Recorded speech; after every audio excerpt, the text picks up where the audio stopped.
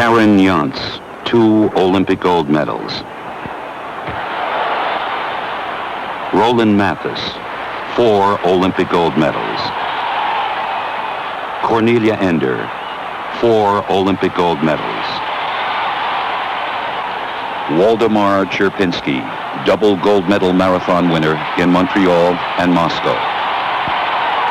In recent Olympic Games, a small new country emerged as a superpower in international sport. This is the story of the German Democratic Republic, the GDR, the men and women athletes of East Germany.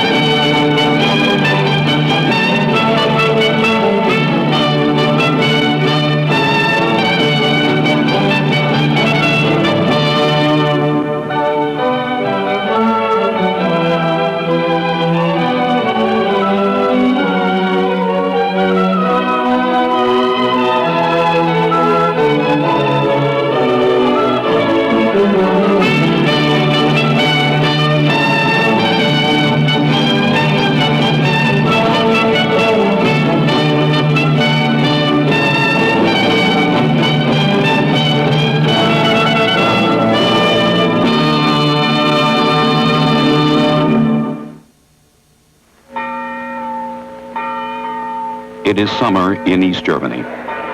More than 65,000 young athletes gather in the massive Leipzig Stadium to take part in the Spartakiad, a national athletic competition held in the GDR every other year to encourage the best of the country's young athletes on to future international and Olympic competitions.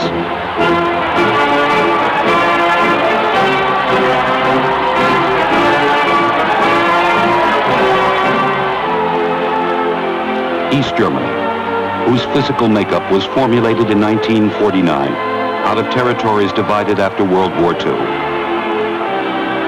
East Germany, a country of 17 million people whose size is smaller than Cuba.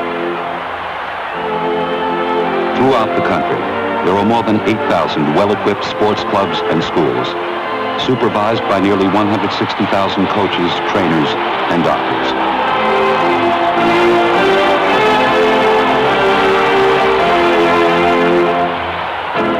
The success of East German athletes is often called a sports miracle.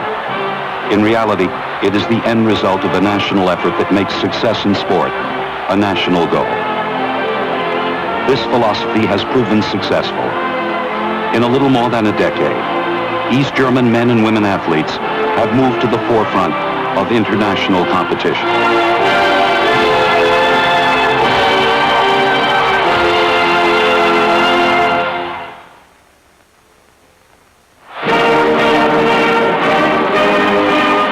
Melbourne, 1956, the opening day ceremonies of the 16th Olympiad of the modern Olympic era. Men and women athletes from 67 countries pass in review. Germany will make its second Olympic appearance since the end of World War II. 4 years earlier at the Helsinki Games, Germany was represented only by athletes from West Germany. Here in Melbourne, the German team will combine East and West German athletes competing under one flag, bearing the 5 rings of the Olympic emblem. One of the members of the combined team, 20-year-old boxer Wolfgang Nordwig of East Germany. He will compete in the bantamweight division.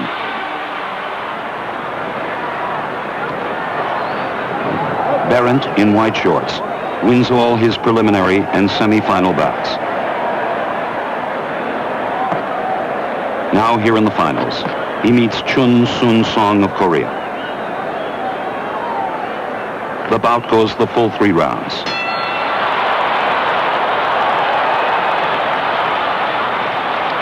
When it is over, Wolfgang Nordwig wins the decision. The victory is historic. It is the first Olympic gold medal won by an athlete from the German Democratic Republic. This is Wolfgang Nordwig today. He is a sports photographer working for Neues Deutschland, East Germany's national newspaper. When I was a child, I had 2 loves, boxing and playing the violin. I chose boxing, and it was a great honor to become the first Olympic gold medal winner for the German Democratic Republic. Today, if I had the same decision to make, it would be a little more difficult. I'm still a member of the boxing league, but my heart is in music. Rome,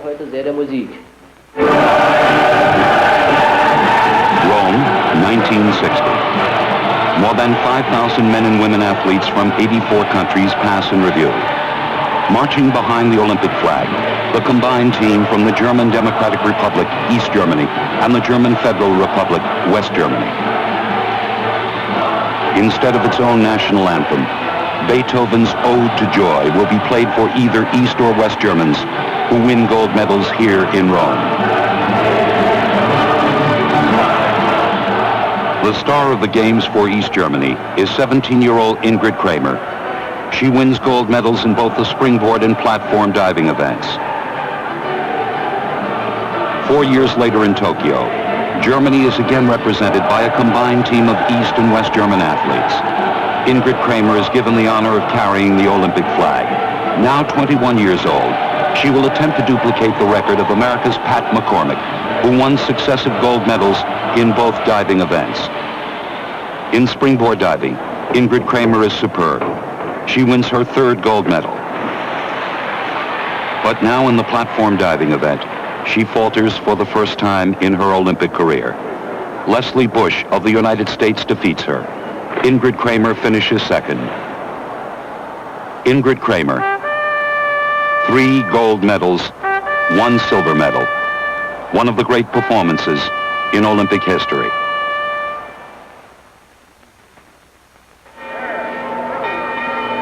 May 13th, 1978, the town hall in Bitterfeld, East Germany.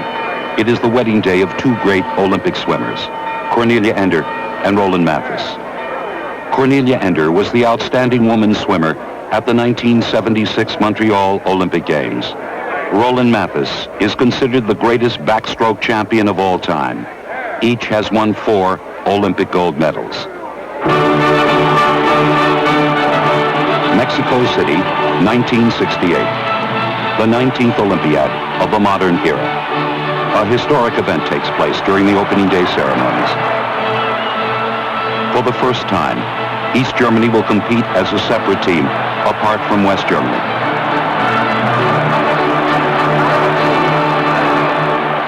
One of the members of the East German team, 17-year-old swimmer Roland Matthes, the world record holder in both the 100-meter and 200-meter backstroke events. I started to swim when I was 10 years old. My brother taught me how to swim. I was an average swimmer. I swam a lot because I liked it.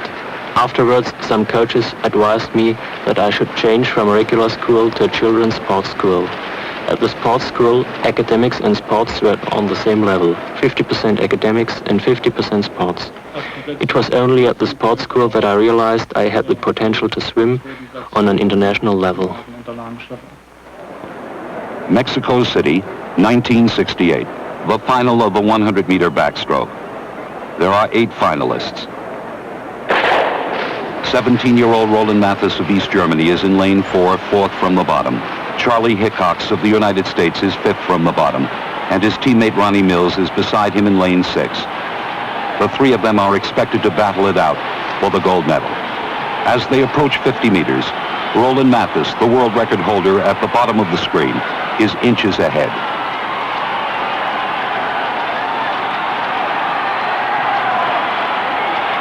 Matthes makes the turn first. 4 others are tied for 2nd place.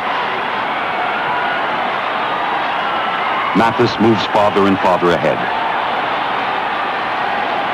Hickox to his left alongside him is second, and Mills of the United States third. Matthes is a body length in front.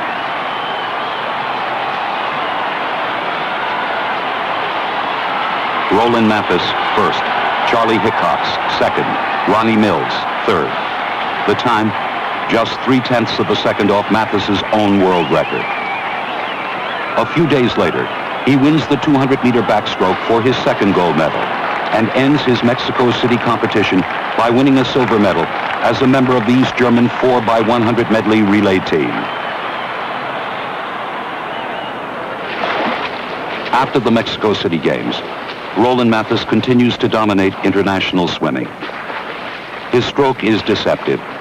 He seems to use no effort, yet he glides through the water at a pace no one can equal. Between Mexico City and the 1972 Munich Games, he is undefeated in backstroke competition. Munich, 1972. 21-year-old Roland Matthes defends both his titles. He wins the 100-meter backstroke, and now here in the 200 meters with 25 meters to go, he is again in front.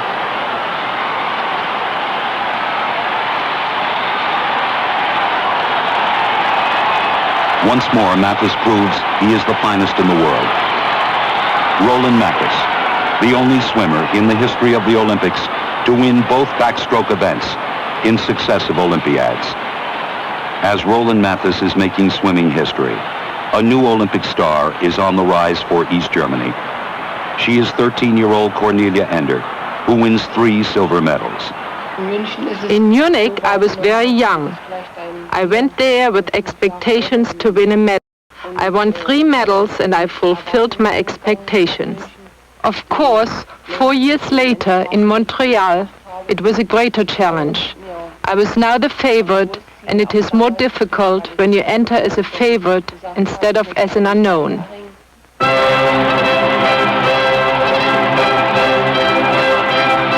July 17, 1976, the opening day ceremonies of the Montreal Olympic Games. 2 of the members of the East German swimming team, 17-year-old Kornelia Ender and 25-year-old Roland Matthes.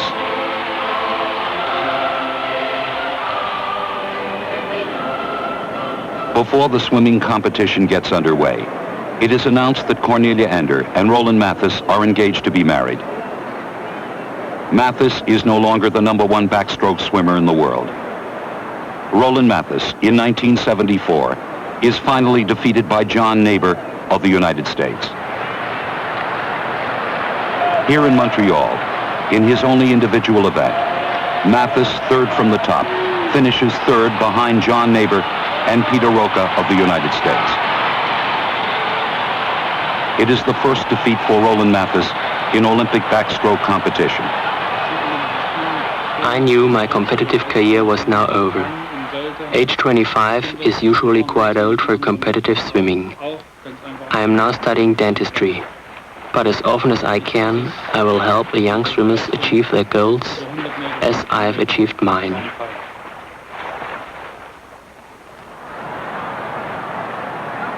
July 19th, 1976, the women's 100-meter freestyle final. 8 women have qualified. Kornelia Ender amazed the swimming world 3 years earlier, when at 14, she broke Shane Gould's world record for the 100 meters. In the following 2 years, she broke the record 7 more times. With 50 meters to go, Ender makes the turn first.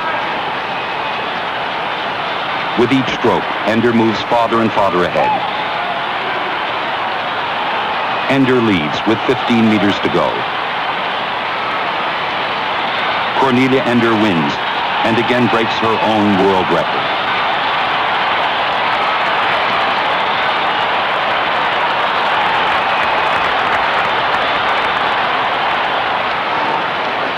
Three days later, Kornelia Ender makes Olympic swimming history. At 7:45 in the evening, she wins the 100-meter butterfly, equaling her own world record. 25 minutes later, Ender leads in the final lap of the 200-meter freestyle.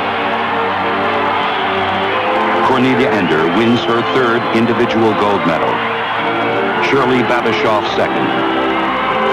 In all, here in Montreal, Kornelia Ender has won 4 gold medals. People ask me if I miss the competition. Roland and I have new lives now. Roland is studying dentistry and I'm studying medicine. Our lives are very full. Will our daughter go in for swimming? Perhaps. She will make her own decision when the time comes. Kornelia Ender, Roland Matthes, the greatest swimmers in the history of East Germany. This is the best-known crew in Olympic rowing history. They are known as the Dresden Four. 4 East Germans who rowed together for 8 years in the 4-man without coxswain event. Their names, Dieter Schubert, Dieter Grahn, Frank Rühle, and Frank Forberger. They were twice Olympic champions, twice world champions, twice European champions. The number 2 man in the shell, Frank Rühle. We were together a long time and have gone through many wonderful days together. My 3 comrades were 16 years old and I 15 years old when we first met. The fact that 2 of us had the first names of Frank and 2 of us were named Dieter was the first of many coincidences. 2 of us came from the town of Meißen and 2 of us from the town of Pirna. They were 60 kilometers from each other, so we decided to meet in Dresden, which was near to both our towns. In reality, we should have been called the Dresden Five.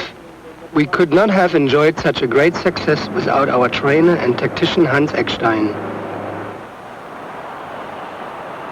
Mexico City, 1968.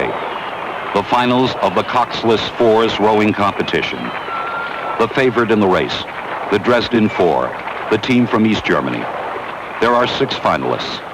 The course is 2,000 meters long, a little more than 1 mile. The Dresden Four are 4th from the bottom. Alongside them in lane 3, Hungary. In lane 2, Italy. In the early stages, just a few feet separate East Germany, Hungary, Italy.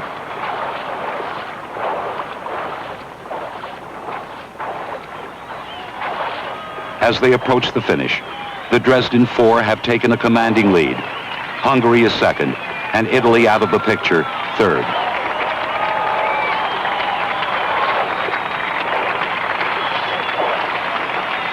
East Germany 1st, Hungary 2nd, Italy 3rd. The victory gave the 4 of us a beautiful feeling. I think the victory, in a special sense, was a way of thanking all the people who supported us for so many years, who had gone through everything with us. Yes, it was a way of thanking so many people. For the next 4 years, the Dresden Four continued to dominate their event. Over a 6-year period, they were defeated only 3 times, all 3 times to crews from East Germany. Never had they been defeated by a foursome from another country. We all knew that the Munich Olympic Games would be our last competition. We had decided beforehand that win or lose, we would not race again. I think there were many reasons why we wanted to win in Munich. Of course, it was to bring further honor to our country. But now, my 3 comrades were 29 years old and I was 28, considered quite old for an international rowing competition. I think the 4 of us wanted to prove that older rowers could, if they kept fit, still win an Olympic gold medal. We rowers of East Germany have an expression which is true. Rowing on the Elbe makes you strong. Munich, 1972. The final of the coxless fours. The Dresden Four's main opposition is expected to come from a strong team from New Zealand.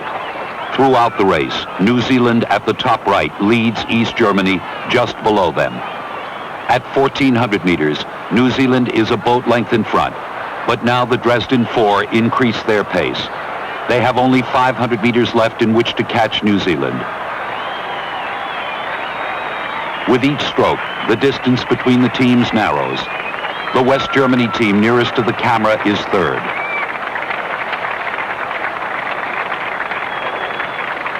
There are 200 meters left. New Zealand at the top is in the lead. East Germany below them second. With 100 meters left, they are even.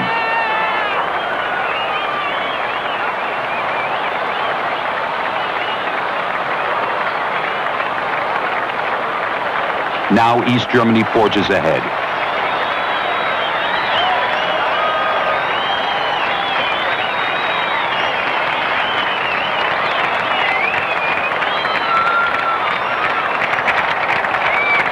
East Germany first, New Zealand second, West Germany third.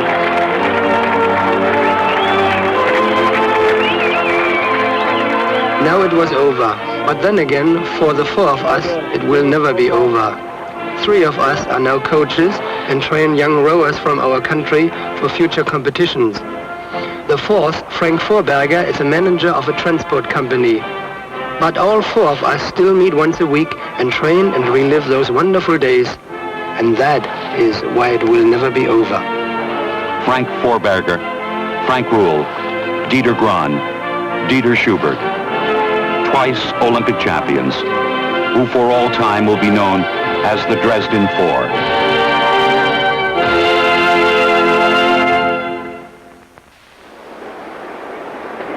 This is Karin Janz of East Germany, competing on the uneven parallel bars at the 1968 Mexico City Olympic Games. She won the silver medal in this event, behind the gold medal performance of the incomparable Vera Česlavska of Czechoslovakia. As a 16-year-old competing in her first Olympic Games, she went on to win a bronze medal as a member of the East German team that came in third for the team championship behind the Soviet Union and Czechoslovakia. Today, she is Dr. Karin Janz, an orthopedic surgeon. I was very young in Mexico City, but the experience was very rewarding. I have been a gymnast practically my entire life. My father, who was a gymnast, taught me when I was a child, and I practiced with him till I was 10 years old when I enrolled in a sports school. After that, it was a combination of sport and study, sport and school. In 1972 in Munich, I was in my first year in medical school when the competition began. In Munich, I knew my strongest competition would come from the gymnasts from the Soviet Union. In the horse vault, Karin Janz is superb. She is now 20 years old. 4 years before, in Mexico City, she did not place and finished 6th. Now here in Munich, she wins the gold medal. It is the first time in Olympic history that an East German woman gymnast has won a gold medal. It was a great honor to have been the first woman gymnast from my country to win a gold medal. In the balance beam, I believe I performed very well. My performance was good enough to win the bronze medal. Olga Korbut of the Soviet Union won the gold medal. I looked forward to the uneven bars, which was the event I won the silver medal in Mexico City. Olga Korbut of the Soviet Union has become the darling of the crowds. In the uneven bars, she puts on a magnificent performance. But Karin Janz cannot be denied. She is near perfect. When the competition is over, Olga Korbut must settle for the silver medal. Karin Janz has won her 2nd gold medal. In the competition for the individual all-around award, Karin Janz is just barely defeated by Lyudmila Turisheva of the Soviet Union, but she earns the silver medal, her 5th medal at the 1972 Munich Olympic Games. In all, Karin Janz wins 5 medals, 2 gold, 2 silver, and 1 bronze medal. My competitive career is of course over, but I will always be involved in sport. My specialty in medicine is orthopedics, and I want to assist the men and women sportsmen of my country to achieve the fullest of their capabilities. Karin Janz, one of the great gymnasts in Olympic history.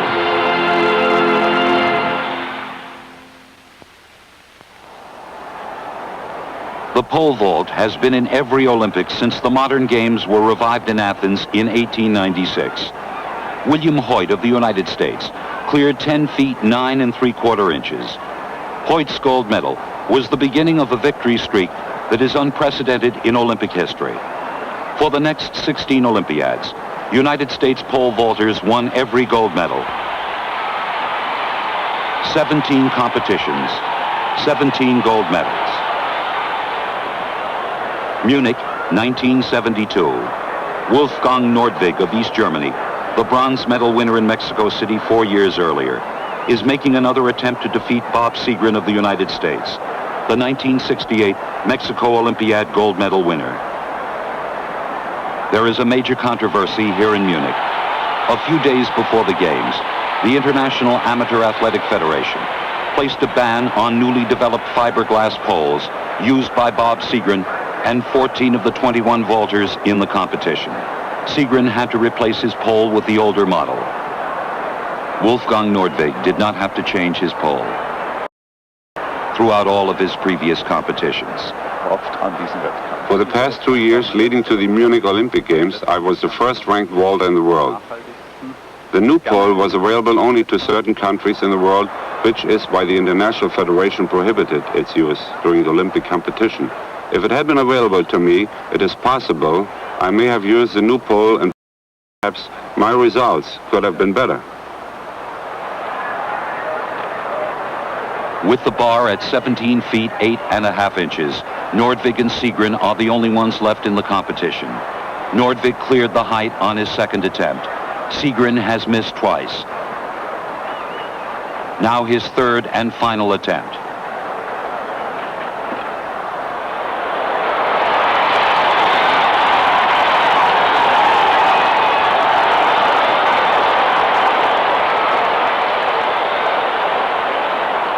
Now the bar is raised to 5.45 meters, 17 feet 10.5 inches.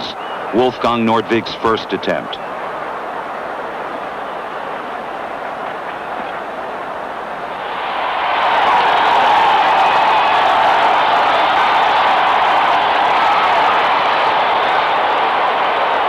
Bob Seagren again misses on his first two attempts.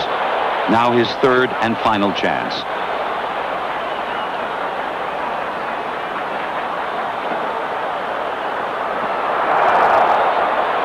Seagren misses. Wolfgang Nordwig wins the gold medal. With the competition already won, Nordwig goes on to vault 18 feet 1/2 inch, a double honor for Wolfgang Nordwig. He becomes the first man in Olympic history to vault 18 feet and the first non-American to win the pole vault gold medal in Olympic history.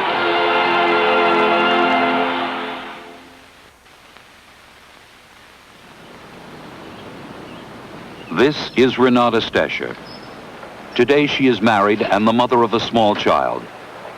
She competed in 2 Olympic Games, Munich 1972 and Montreal 1976.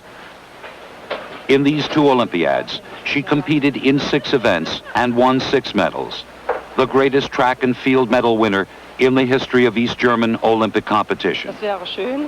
I began my athletic career at a sports school when I was a child. It was my own decision. I lived in the small town of Togo and was a member of a factory sports club. In 1966, when I was 16, I competed in my first Spartakiad, but was not successful.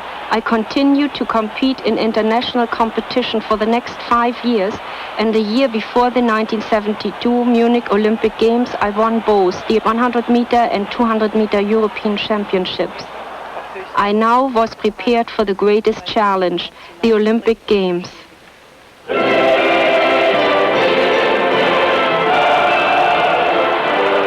Munich, 1972, the opening day ceremonies of the 20th Olympiad.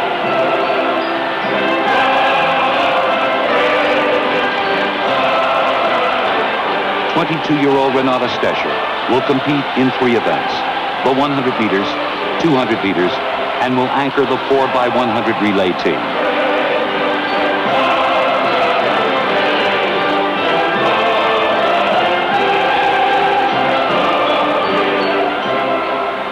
September 2nd, 1972, the final of the women's 100 meters.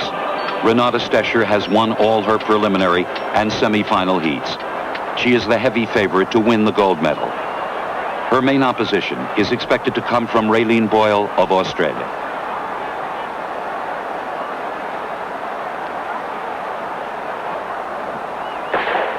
Renate Stecher is third from the right.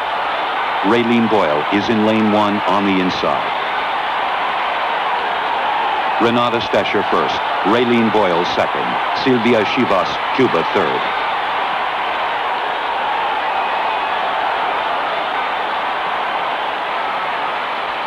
Five days later, she will try for a second gold medal in the 200 meters. Her main challenge is expected to come from Irena Shevchenko of Poland, who won this race 4 years earlier in Mexico City. Irena Shevchenko has not only been my model, but she is the model for all athletes. She was an Olympic champion during the years that I had no dreams of such high goals. It is always an honor to compete against her. There are 8 finalists.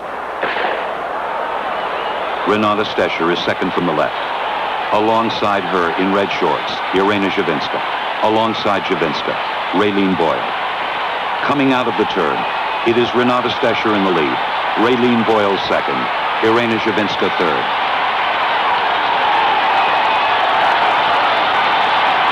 Renate Stecher wins her second gold medal and breaks the Olympic record. Raylene Boyle second. Irena Shevchenko third. I had won 2 gold medals. Now I had an opportunity to win a third gold medal the next day in the 4x100 relay. Our strongest opponent would be the team from West Germany. My opponent for the last 100 meters would be Heide Rosendahl, who had won the long jump gold medal and finished second in the pentathlon. September 10th, the final of the 4x100 relay. There are 8 teams. The West German team, anchored by Heidi Rosendahl, is in lane 4 in the middle of the track. The East German team, anchored by Renate Stecher, is in lane 2, close to the inside. In the heat leading to the final, Stecher defeated Heidi Rosendahl by inches. Now they meet again in the final. Coming up to the final pass-off, West Germany leads East Germany by a few feet. Renate Stecher is in lane 2, second from the right. Heidi Rosendahl is in the middle.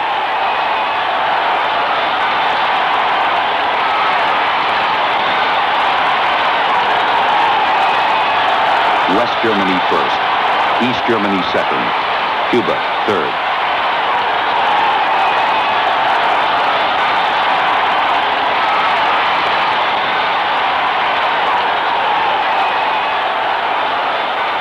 It was a marvelous race. Heide Rosendahl ran magnificently. I took the baton a few feet behind her, but I was not able to make up the distance. The competition was excellent, and it was a great honor to have won a medal, even if it was not a gold medal. Between Munich and Montreal, Renate Stecher continued to compete and win, but not as easily as before. In 1975, she was still rated number 1 in the world in both the 100 and 200 meters. But in Montreal, she would be challenged by the sprinters of West Germany and from her own East German team. Here in the 100-meter final, she will be opposed by 2 West Germans, Inga Helton, the world record holder, and Annegret Richter. Inga Helton is on the extreme right in lane 1. Stecher is 4th from the right. Annegret Richter is 2nd from the left. Annegret Richter, West Germany first. Renate Stecher, East Germany second. Inga Helton, West Germany third.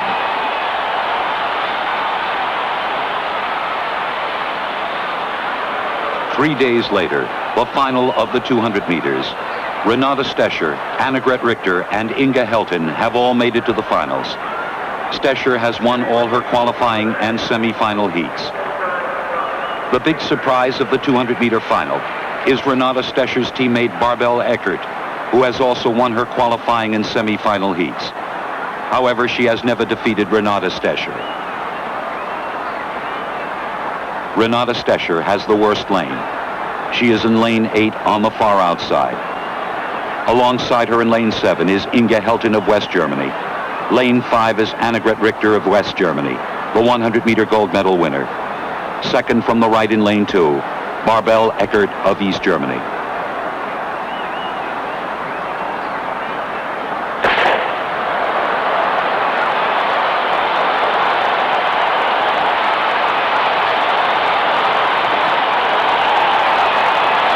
Coming out of the turn, Eckert leads.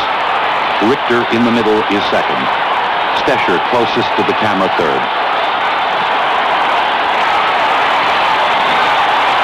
Barbel Eckert, East Germany first. Annegret Richter, West Germany second. Renate Stecher, East Germany third. It is Renate Stecher's 5th Olympic race.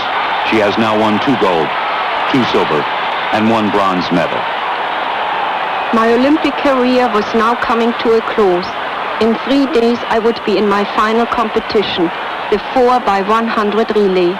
Again, our main opposition would be the team from West Germany, who defeated us 4 years before. In the qualifying heat leading to the final, their team broke the Olympic record. We won our heat, but our time was not as fast. July 31st, 1976. The final of the 4x100 relay. Renate Stecher will run the second leg for East Germany. East Germany is in lane 8. West Germany is in lane 1.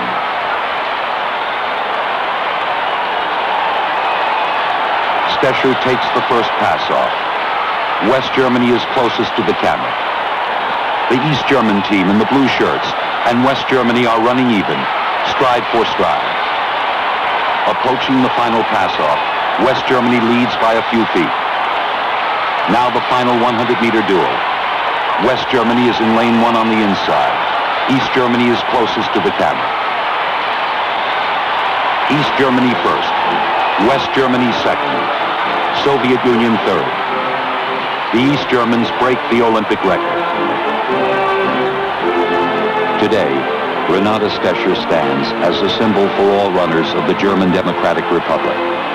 Her record of 6 medals in 6 events remains as one of the greatest achievements in the history of the Olympic Games.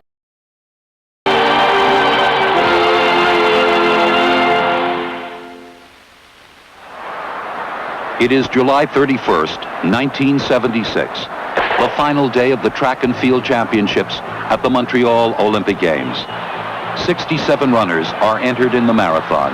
The favorite in the race, Frank Shorter of the United States. Shorter won the marathon 4 years earlier in Munich.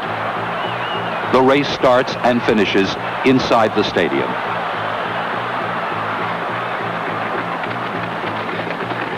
A few kilometers after the start, about 1/3 of the runners break away from the main pack. One of them is number 51, Waldemar Cierpinski of East Germany. I first competed in sports at school when I was 7 years old. I liked boxing, but then I turned to running. I used to run the 10,000 meters and the steeplechase, but when I saw Frank Shorter win the marathon at the Munich Olympics, I got interested in the marathon. Cierpinski on the left in the all-white uniform has formulated his plan.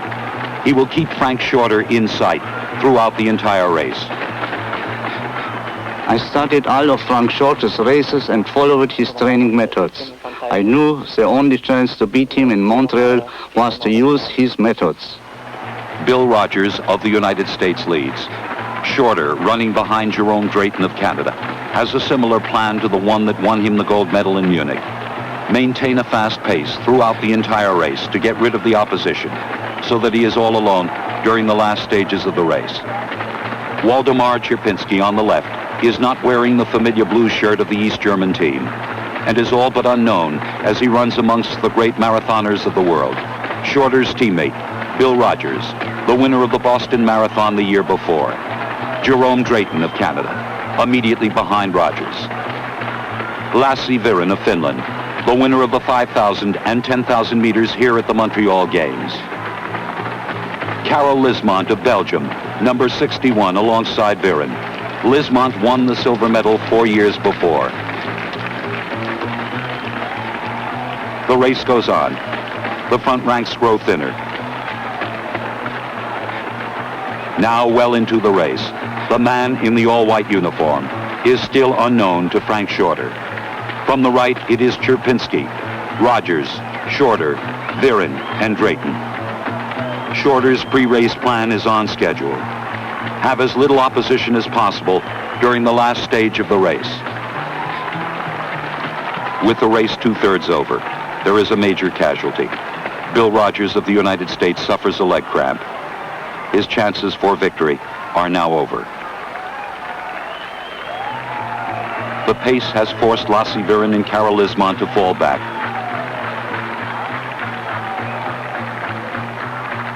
Frank Shorter has exhausted everyone but Waldemar Cierpinski. Frank Shorter did his job well. It was because of his fast pace that everyone else had to retreat. In effect, he broke open the race. An amusing incident was taking place as we ran side by side. He did not know who I was. No, because I thought he was Carlos Lopez from Portugal, and I knew Lopez didn't speak English. And as it turned out, Cierpinski didn't speak English either. Now only two men have a chance for the gold medal. Frank Shorter and Waldemar Cierpinski. While we were running side by side, I was surprised how easy it was for me. I felt very strong. The rain was cooling and gave me an extra incentive. It was like running downhill during the later part of the race. I realized it wasn't gold medal day when at 21 miles he had about 200 yards. And by 24 miles, I worked that back down to about 20. And then he sort of turned around and saw me and pulled away. That was one critical moment, when he cut down the distance from 200 meters to 20 meters. I knew it was now time to accelerate my speed. The race would be won or lost in his ability to stay with me right here and now. There are just a few kilometers left. Frank Shorter cannot respond to Cierpinski's final surge. Waldemar Cierpinski is again all alone.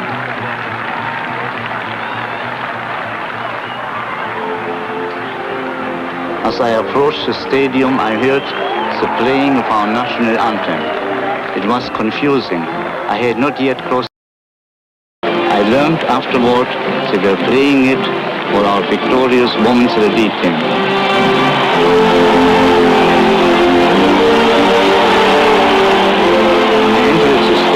And of course I knew I had to circle the track once to the finish line.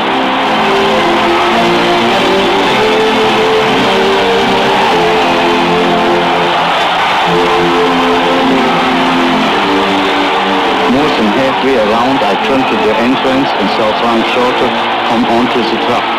And I only had 200 meters left to run.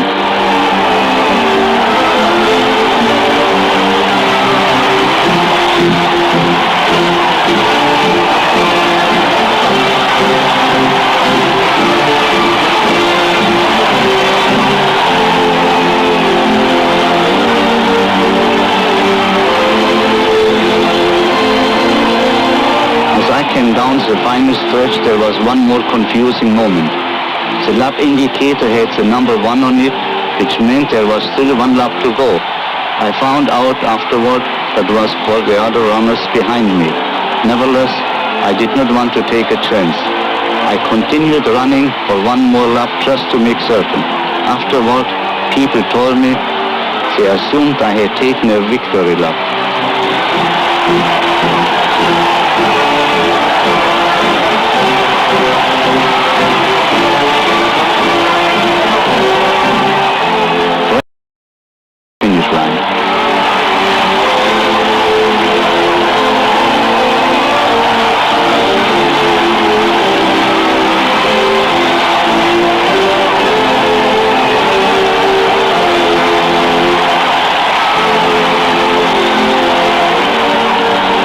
A champion even in defeat.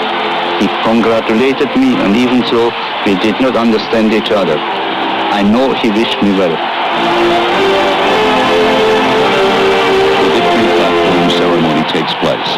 Waldemar Cierpinski moves to the top step of the podium. Frank point shorter of the United States second, Carol Lismont, Belgium, third.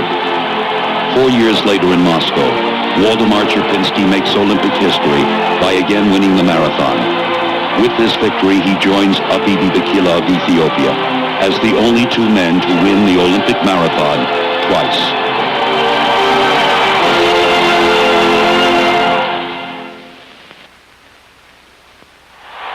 The athletes from the German Democratic Republic had incredible success in Montreal. In all, their men and women athletes won 40 gold, 25 silver, and 25 bronze medals, second only to the athletes of the Soviet Union. Their amazing performances have been called a modern athletic miracle. One of East Germany's leading sports journalists.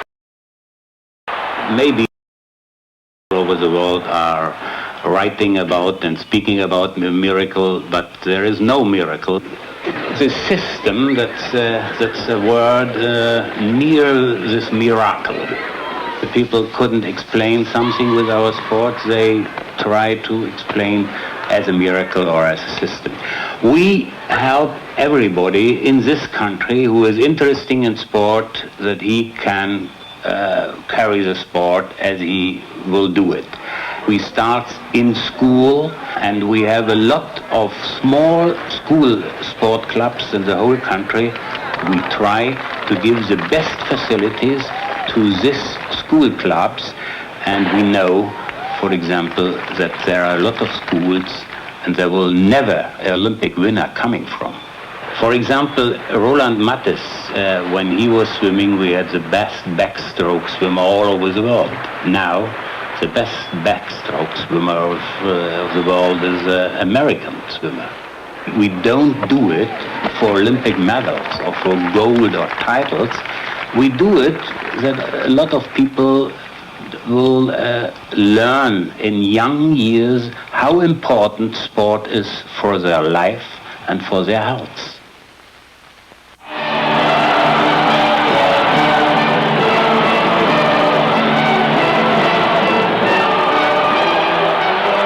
So these are the men and women of the German Democratic Republic, a small country of 17 million people whose performances in the international arenas have placed them on an equal level with the athletic powers of the world.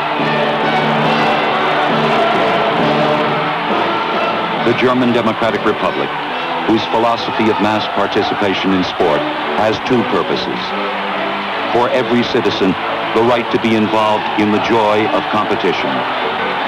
For its elite athlete, the promise of support in the possibility of achieving national and international prominence in sport. This philosophy is shared by the citizens of the German Democratic Republic, a cooperation in sport. Those who are fortunate enough to stand on the highest step of the victory platform at the Olympic Games, and those who share the glory as part of national pride.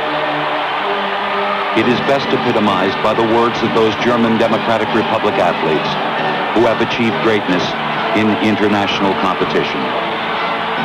First, I am happy for my country. Then I am happy for myself.